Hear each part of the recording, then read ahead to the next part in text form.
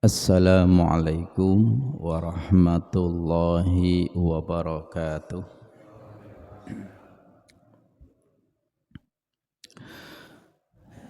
Alhamdulillahilladzi arsala rasulahu bil huda wa dinil haqq liyudhhirahu 'ala dini kullih wa kafa billahi syahida. Ashhadu an la ilaha illallah wahdahu la syarikalah wa ashhadu anna Muhammadan abduhu wa rasuluhu la nabiyya ba'dah. Allahumma salli wa sallim ala nabiyyina wa maulana Muhammad wa ala alihi wa ashabihi wa barik wa sallima tasliman katsira. Qala Allahu ta'ala fi kitabihil karim, a'udzu billahi minasy syaithanir rajim. Bismillahirrahmanirrahim. Wa idz ta'adzana rabbukum la in syakartum la azidannakum wala in kafartum inna adzabi lasyadid. Shadaqallahul azim. Amma ba'd. Bapak, Ibu, saudara-saudara sekalian, jamaah salat subuh di Masjid Baitul Arqam, pimpinan ranting Muhammadiyah Grinting, cabang Bulakamba, daerah Brebes, yang saya hormati, saya doakan Bapak dan Ibu pada kesempatan pagi hari ini dalam keadaan sehat walafiat. Marilah pada kesempatan Jumat pagi hari ini, Jumat Pon, tanggal 7 November 2025 bertepatan dengan tanggal 16 Jumadil Ula 1447 Hijriah. Alhamdulillah kita dipertemukan kembali oleh Allah di majelis yang mulia, yaitu di Masjid Baitul Arqam. Salawat dan salam mari kita sampaikan kepada junjungan kita Nabi Muhammad sallallahu alaihi wasallam. Bapak, Ibu, jamaah rahimakumullah, hadani Allah wa iyyakum.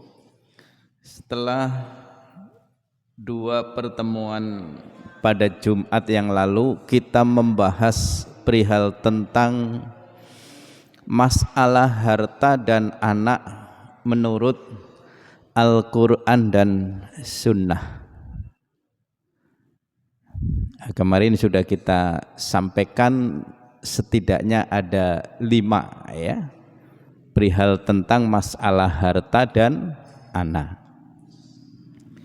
Nah, untuk kajian kita pagi hari ini Bapak Ibu adalah Islam memberikan konsep ya.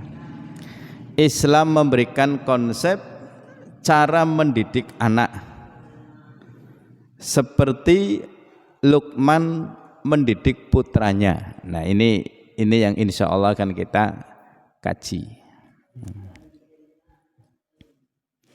Jadi Bapak Ibu, Al-Quran itu sebegitu lengkapnya ya, walaupun rinciannya itu memang ada dijelaskan di berbagai hadis ya, tapi pokok-pokoknya itu memang Al-Quran memberikan banyak ilmu untuk kita.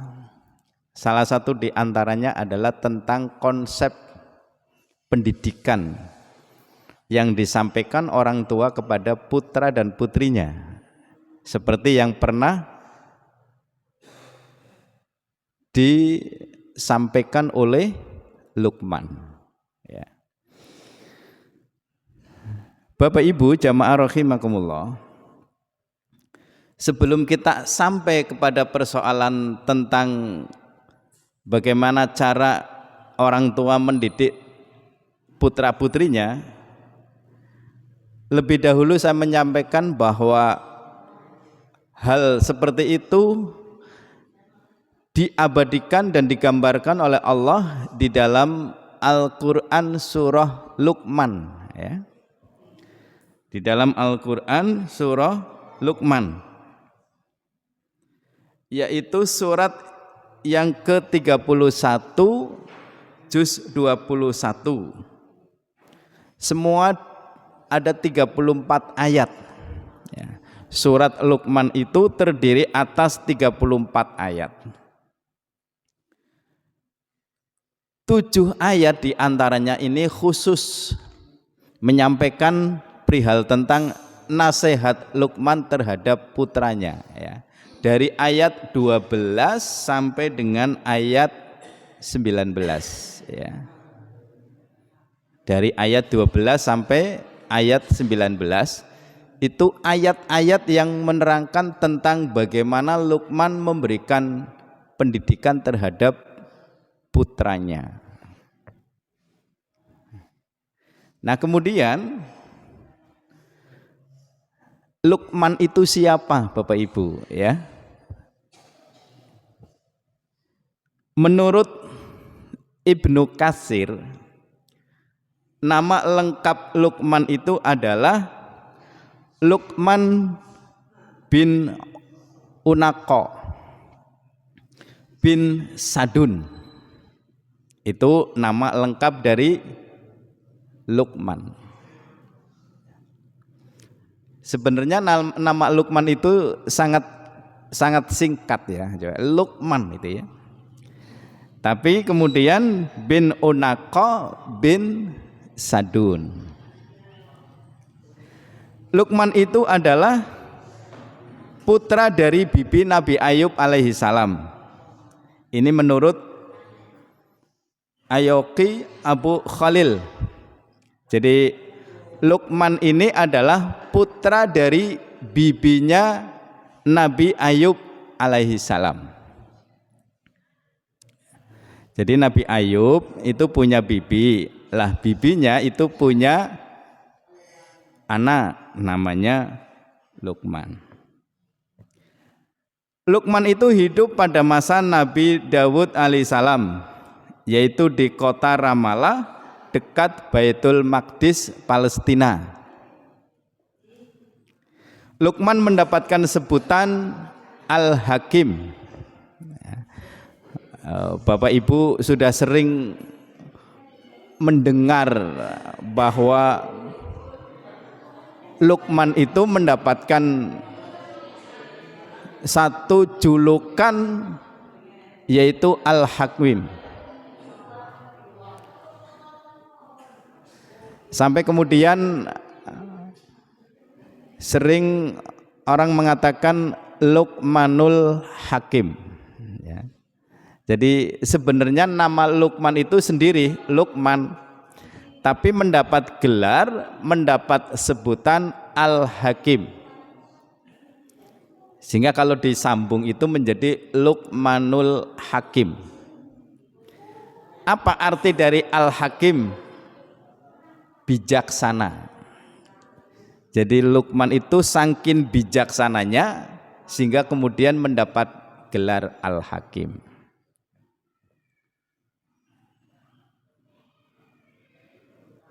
Luqman itu punya putra namanya Taran. Ini yang sering disampaikan perihal tentang ketika Luqman beserta putranya yaitu Taran yang satu ketika berjalan dengan membawa satu ekor keledai, ya. Itu sudah sering kita mendengarkan kisah semacam itu, Bapak dan Ibu, ya. Yang tidak sedikit mendapat olokan dan cibiran, ya. Tapi kemudian Luqman menunjukkan kebijaksanaannya. Itu sepintas kilas Bapak dan Ibu perihal tentang siapa itu Luqman. Nah, di antara nasihat-nasihat atau pendidikan yang disampaikan Luqman kepada anaknya yaitu Al-Quran surah Luqman ayat 12 sampai dengan ayat 19. Nah, yang kita akan kaji bersama apa sih nasihat-nasihat Luqman terhadap putranya. Yang pertama Bapak Ibu, a'udzubillahi minasyaitonirrajim, bismillahirrahmanirrahim. Walaqad ataina Luqmanal hikmata anishkur lillah wa may yashkur fa innama yashkuru li nafsi wa man kafara fa innallaha ghaniyyun hamid. Dan sungguh telah kami berikan hikmah kepada Luqman, yaitu bersyukurlah kepada Allah, dan barang siapa bersyukur kepada Allah maka sesungguhnya dia bersyukur untuk dirinya sendiri, dan barang siapa yang tidak bersyukur atau kufur maka sesungguhnya Allah maha kaya, maha terpuji. Bapak dan Ibu, atau menghargai atau mengakui nikmat. Bapak dan Ibu, ini yang mungkin Bapak Ibu perlu dipahami bahwa syukur itu artinya berterima kasih atau menghargai atau mengakui nikmat, itulah bersyukur. Secara luas di dalam Islam bahwa syukur itu artinya rasa berterima kasih kepada Allah Subhanahu wa taala atas segala nikmat yang diberikan, baik nikmat lahir maupun nikmat batin. Itu pengertian syukur, baik dilihat dari sisi bahasa maupun dilihat dari pengertian secara istilah. Bapak dan Ibu jamaah rahimakumullah, hadani Allah wa iyyakum. Bersyukur itu merupakan perintah, ya. Seperti yang disampaikan oleh Luqman kepada putranya, memberikan nasihat supaya bersyukur kepada Allah Subhanahu wa taala. Di ayat-ayat yang lain Bapak Ibu, itu ada di dalam Al-Quran surat Al-Baqarah ayat 152, ya.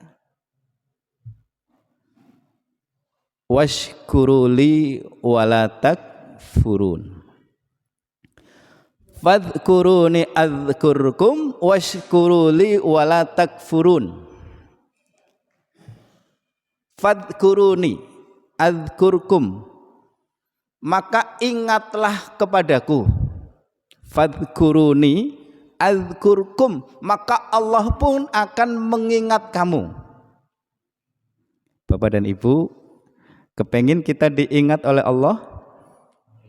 Kepengin, jelas, ya.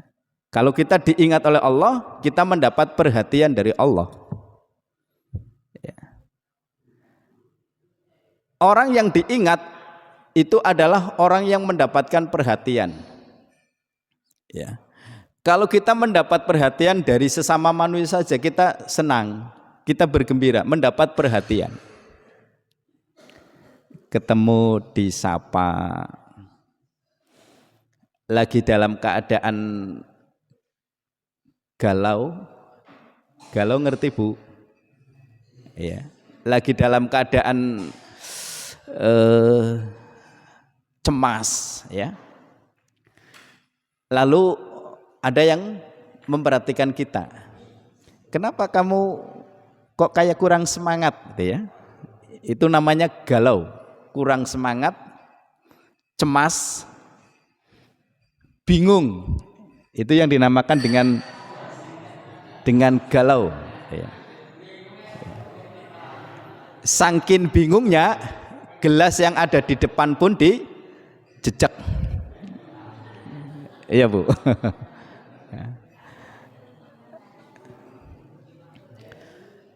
Di saat kita sedang merasakan kegalauan, lantas ada orang yang menghampiri kita dan menanya, kok kelihatannya kurang semangat, kok kelihatannya bingung, kok kelihatan cemas, ada apa gitu ya.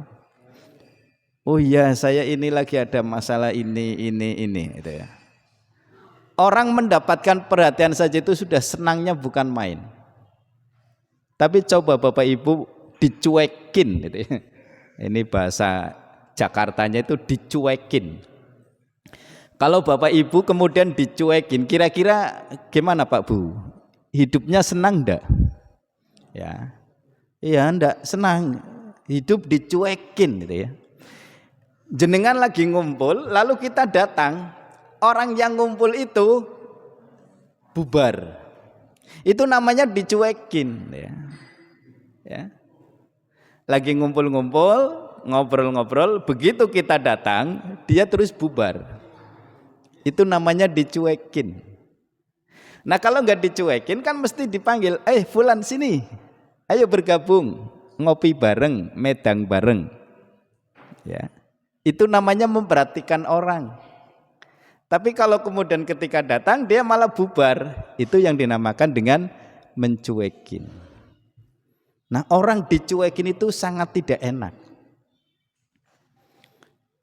Dan pastilah diantara kita pernah merasakan dicuekin. Ya walaupun ada apa dengan diri saya, kenapa dicuekin? Tapi orang dicuekin itu tidak enak. Apalagi kalau kemudian kita dicuekin oleh Allah. Kelak di akhirat banyak di antara manusia yang tidak mendapatkan perhatian dari Allah. Sebab apa? Karena salah satu penyebabnya adalah dia ketika di dunia tidak mau mengingat Allah. Allah perintahkan fadhkuruni adzkurkum. Maka ingatlah kamu kepadaku kata Allah, maka Allah pun akan mengingatmu gitu. Jadi bapak-bapak ibu-ibu kalau kepengin diingat oleh Allah, kepengin mendapat perhatian dari Allah, ingatlah selalu kepada Allah. Dalam keadaan apapun kita harus selalu mengingat kepada Allah. Dalam keadaan senang kita ingat kepada Allah, alhamdulillah, puji syukur atas nikmat dari Allah. Dalam keadaan susah pun kita tetap mengingat Allah. Dalam keadaan kita habis melakukan dosa, kita kembali mengingat Allah, astagfirullahalazim. Selalu kita mengingat Allah. Waskuruli, dan bersyukurlah kepadaku kata Allah. Waskuruli, bersyukur. Nah, ini ada kaitannya dengan nasihat yang disampaikan Luqman kepada putranya. Untuk apa? Untuk bersyukur kepada Allah Subhanahu wa taala. Wala takfurun, dan janganlah kamu mengingkarinya. Bapak dan Ibu, bersyukur saja itu ternyata satu perbuatan yang sangat berat. Ya. Karena lebih kebanyakan manusia itu kufur. Setahun-tahun kita diberi sehat oleh Allah, satu ketika kita diberi sakit, padahal cuma 2 hari. Kadang-kadang kita menghilangkan nikmat yang selama ini diberikan oleh Allah. Setahun-tahun kita diberi rezeki oleh Allah, satu ketika kita mendapati seret ya, itu terus kadang-kadang kita menghilangkan nikmat yang Allah berikan begitu besar. Itu contoh Pak Bu ya. Jadi lebih kebanyakan manusia itu kufur terhadap nikmat Allah. Maka Allah pun mengingatkan wala takfurun, dan janganlah kamu mengingkarinya. Bapak dan Ibu jamaah rahimakumullah, nikmat yang Allah berikan kepada manusia, nikmat yang Allah berikan kepada kita sekalian, itu jumlahnya begitu banyak. Ya. Jumlahnya begitu besar. Sampai-sampai Allah menyatakan di dalam Al-Qur'an surat Ibrahim ayat yang ke-34, wa in ta'uddu ni'matallahi la tuhsuha. Dan jika kamu menghitung-hitung nikmatku, kata Allah, la tuhsuha, niscaya tidak akan ketemu, ya. Tidak akan pernah mendapati berapa jumlah nikmat yang Allah berikan kepada kita. Bu, pernahkah panjenengan ngitung-ngitung nikmat dari Allah yang diterima kita itu berapa? Ya. Orang nyangga, ya. La tuhsuha, gue bahasa gerintingnya orang nyangga. Ya, sangkin akeh. Ibu dan bapak yang saya hormati, saya pernah satu ketika seumur-umur hidup saya pernah dioksigen, Pak Bungki. Waktu tahun 2018 yang lalu saya pernah kecelakaan, kemudian saya dibawa ke rumah sakit di Bakti Asih di IGD. Karena waktu itu nafas saya tersengal-sengal, akhirnya saya dioksigen, ya, dibantu dengan oksigen. Itu hanya berapa? 2 jam, ya, 2 jam. 1 jamnya waktu itu Pak Bu, tahun 2018 yang lalu, itu 1 jamnya 25.000. Berarti 2 jam itu 50.000. Nah sekarang Bapak Ibu bernafas, ya.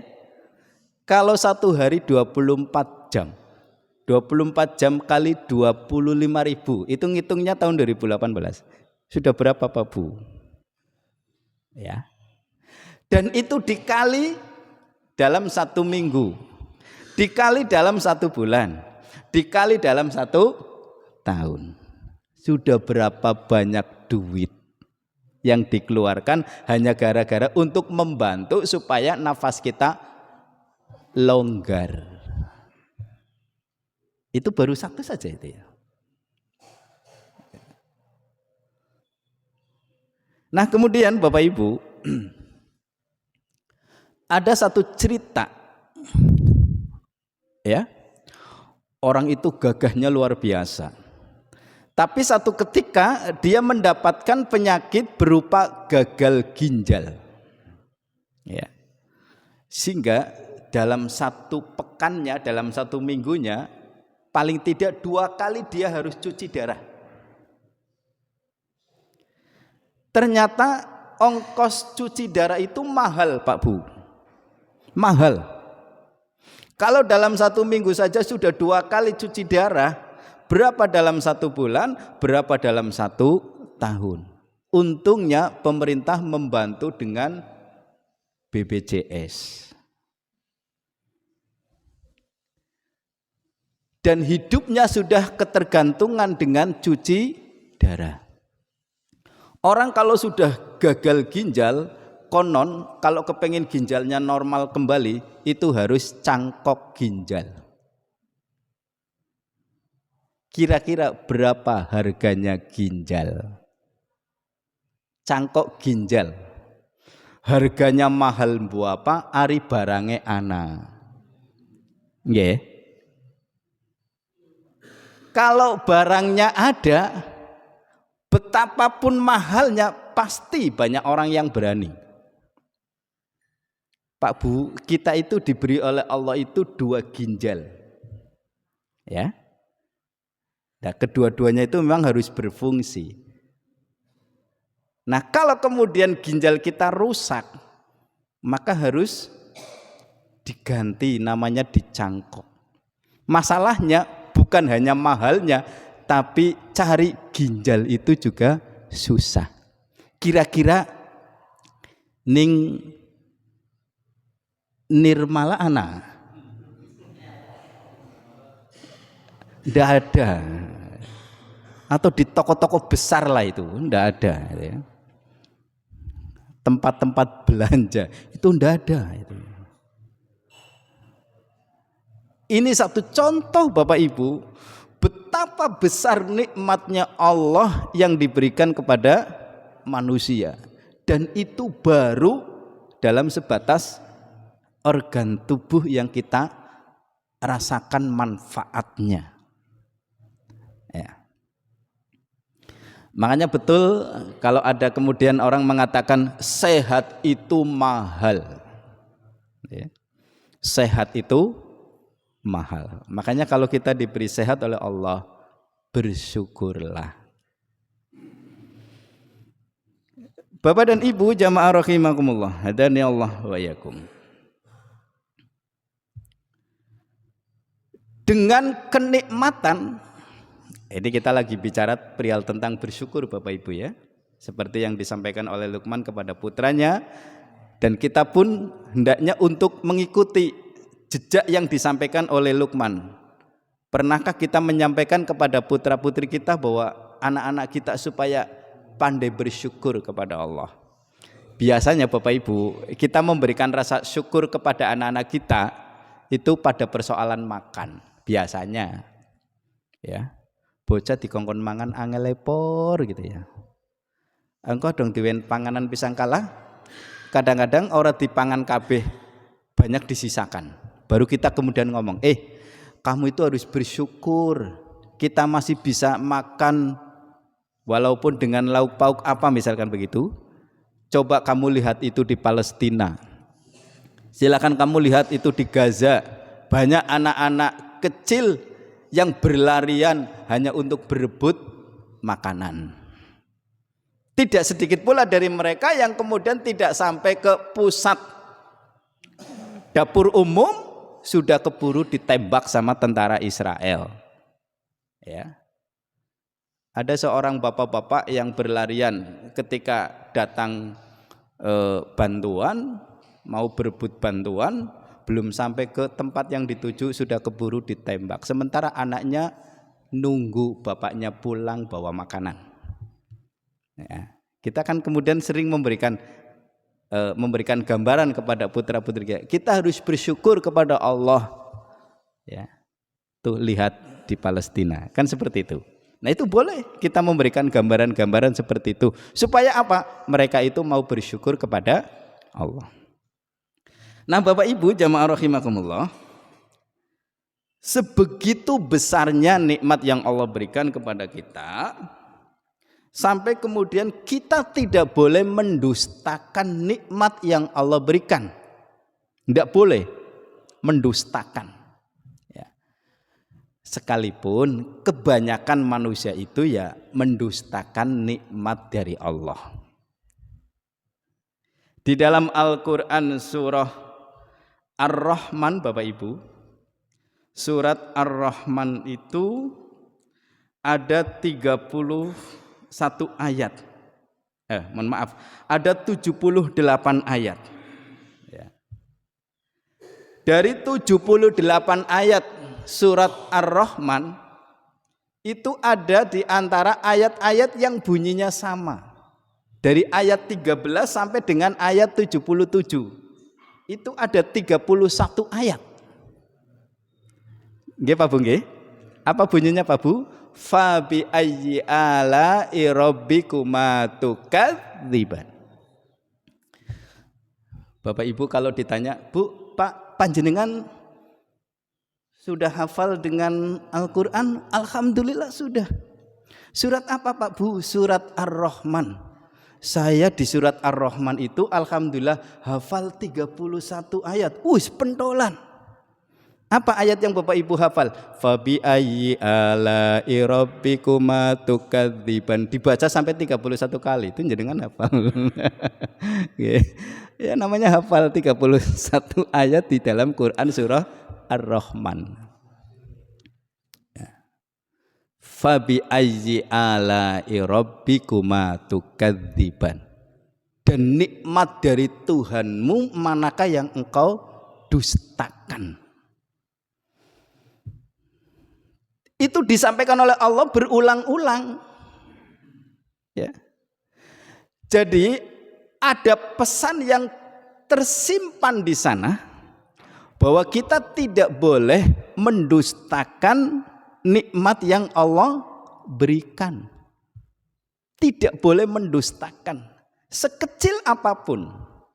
Ngampurane Bapak Ibu, saya ngomong kayak gini juga bukan berarti saya sudah sepenuhnya tidak pernah mendustakan. Yo, jenenge menung saya kadang-kadang anak ngresulane, anak ngerutune, anak apa maning Pak Sorikin?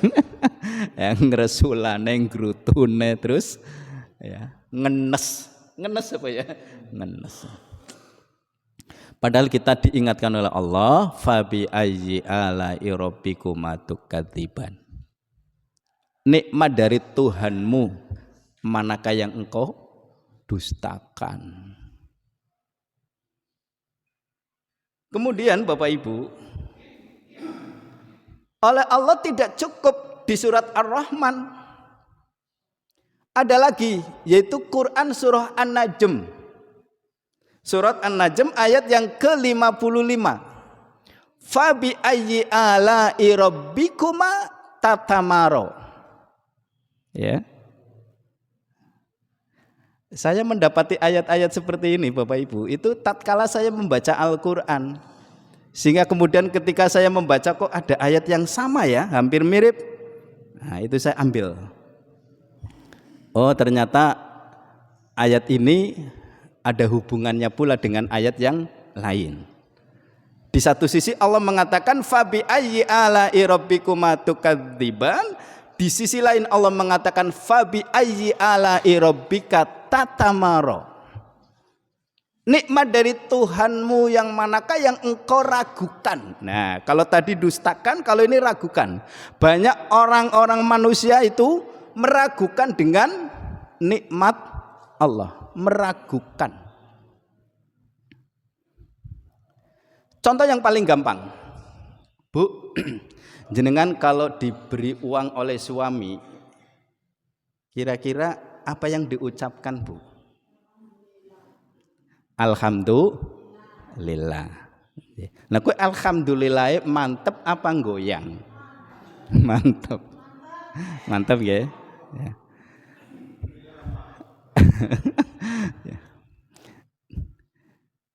Kalau kemudian kita mengatakan ya wong lanang teh si men duit mung bae ya. Nah, ini berarti masih ragu. Masih ragu. Enggak mantap, enggak yakin. Itu contoh. Kemudian Bapak dan Ibu jamaah rahimakumullah hadani Allah wa yakum, orang yang pandai bersyukur kepada Allah ya. Jadi tadi arti syukur, perintah bersyukur, kemudian larangan untuk mendustakan dan meragukan. Dan yang berikutnya adalah janji Allah bagi orang yang mau bersyukur. Allah pun berjanji Bapak Ibu. Orang yang mau bersyukur kepada Allah dijanjikan oleh Allah. Apa janjinya? Allah akan menambah. Wa idz ta'adzana rabbukum la in syakartum la azidannakum wa la in kafartum inna adzabi lasyadid. Dan ingatlah ketika Tuhanmu memaklumkan ya. La in syakartum la azidannakum wa la in kafartum inna adzabi lasyadid. Jika kamu bersyukur kepadaku kata Allah, maka akan aku tambah. Ayat ini juga perlu keyakinan Bapak Ibu. Ya. Perlu diyakini. Tapi fakta sudah banyak menggambarkan orang-orang yang bersyukur kepada Allah ditambah. Contoh, orang yang bersyukur kepada Allah dalam persoalan rezeki, lantas dia mau berzakat, dia mau berinfak, dia mau bersedekah. Adapun kadar sodakoh dan infaknya itu disesuaikan dengan kemampuan. Alladzina yunfiquna fis-sarra'i wad-dharra'i wal kadhiminal ghaidz. Ya. Orang yang beriman, orang yang bertakwa kepada Allah itu senantiasa mau berinfak, baik dalam keadaan lapang maupun dalam keadaan sempit. Ya. Dia mau berinfak, kalau belum mampu berzakat setidaknya turun kepada infak atau sedekah secara keumuman. Kalau zakat itu kan infak secara khusus, ya, tata aturannya ditentukan. Tapi kalau infak secara umum maupun sedekah secara umum itu bebas, besar kecilnya nggak ditentukan. Ya. Maka kemudian rezeki yang dia infakkan, rezeki yang dia sedekahkan itu tidak akan mengurangi, bahkan Allah akan menambah. Sehingga Bapak Ibu, alhamdulillah orang-orang yang mempunyai banyak rezeki kemudian dia mau berzakat, mau berinfak, mau bersedekah, itu justru malah bertambah. Ya. Tadinya dia punya sawah cuma 1/4 bau, alhamdulillah sekarang sudah nambah 1/2 bau. Terus setiap tahun bertambah menjadi 1 bau dan seterusnya dan seterusnya. Itu contoh Bapak Ibu. Ya, la in syakartum la azidannakum. Wala in kafartum, dan orang yang kufur, ya, kafaro, kufur, menutup dirinya akan pengakuan terhadap nikmat yang Allah berikan, maka ketahuilah inna adzabi lasyadid, sungguh adab Allah itu sangat berat. Sudah banyak contoh di dalam Al-Quran Bapak Ibu, orang-orang yang diberi nikmat oleh Allah begitu besar, begitu banyak, kemudian dia mengkufurinya, pada akhirnya diazab oleh Allah. Dan itu baru azab dunia. Ya, kita sebut saja lah, misalkan Fir'aun. Pan kurang apa Fir'aun itu ya? Wis sugih ya sugih itu ya. Diberi kekuasaan juga, tapi tidak mau bersyukur kepada Allah. Bahkan dirinya mengikrarkan dia jadi Tuhan, ingin menjadi tandingan Allah, ya. Maka kemudian Fir'aun dan bala tentaranya itu cukup hanya dalam waktu yang singkat ditenggelamkan di laut. Siapa lagi? Qarun. Siapa lagi? Namrud. Siapa lagi? Abu Jahal. Siapa lagi? Abu Lahab. Banyak gambaran-gambaran. Jangan dianggap mereka itu bukan orang kaya. Mereka itu orang-orang kaya Bapak Ibu. Tapi karena dia tidak mau bersyukur, maka kemudian inna adzabi lasyadidnya itu jelas nyata. Dan contoh-contoh orang-orang di zaman sekarang pun banyak sekali. Bapak Ibu, orang dengan, ini ada cerita, orangnya itu dengan saya umurnya jauh. Saya sudah sekitar 50-an, orang itu baru sekitar 35-an. Tapi biasanya wong usaha kue manjur-manjure di usia-usia itu ya Bapak Ibu ya. Bapak Ibu, dia punya seafood enggak cukup satu, itu di Kalimantan, bukan di Jakarta, di Kalimantan. Anak baru usia 35-an, ya, anak-anaknya juga masih kecil-kecil, tapi usahanya sudah luar biasa bagusnya. Dia punya usaha seafood dan tidak cukup satu. Dia memiliki beberapa tempat. Laris kabeh. Karyawannya puluhan, likuran. Tapi Bapak Ibu, cara wong kandak, gue pan kurang apa?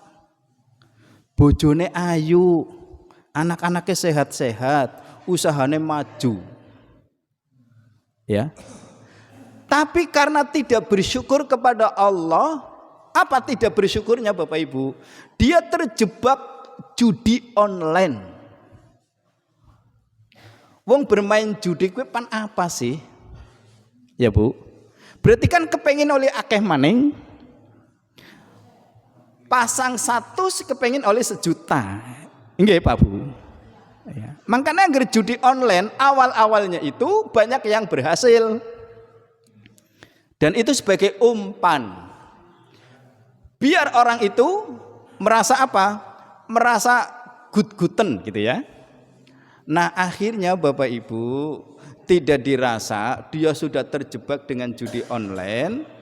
Usaha-usaha yang dia bangun yang sudah maju, sudah sukses itu ternyata pelan-pelan habis gara-gara terjebak dengan judi online. Sekarang apa yang terjadi? Warungnya bubar, kekeluargaannya bubar. Ini gambaran orang yang tidak bersyukur. Termasuk wong duwe bojo juga kudu disyukuri ya Pak. Iya. Bapak-bapak yang masih punya istri, apapun bentuk istri kita disyukurilah. Sebab angger ora disyukuri, akhirnya bisa main perempuan di lain tempat. Dan itu juga bahaya. Saya sering diingatkan oleh istri saya, Mas hati-hati, Mas hati-hati.